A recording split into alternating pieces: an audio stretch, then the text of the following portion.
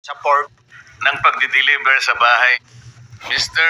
Agutesa, sa panig ng pagdi-deliver sa bahay ni former Speaker Martin Romualdez, sinong tao ang nagre-receive?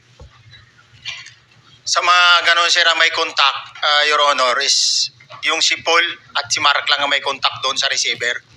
So pagdating doon, nakabukas na yung gate doon sa Forbes, pumapasok na lang kami.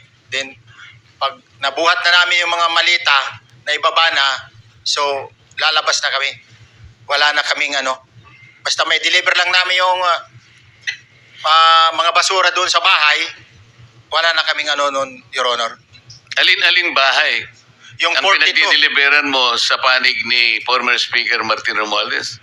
Yes, Your Honor, yung 42, yung dito sa may Forbes Park. Yun lang? Wala nang iba?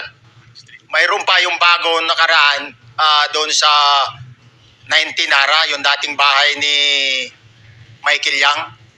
Sa pagkakatanda mo, mayroon pang ibang lugar na kung saan nagdi-deliver kayo? Sa Aguado, sa dyan sa Malacanang. Aguado? Excuse me, Senator Marcoleta. Sino Michael Yang? Yung dating sa Pugo yata yon, Sa? yung dating sa Pugo. Yung Michael Yang. dating bahay ni Michael Yang. Dating bahay. Yes, Your Honor. Okay, thank you. Ibig mo sabihin, nabili ni Speaker Martin yung bahay ni Michael Yan? Allegedly, Your Honor.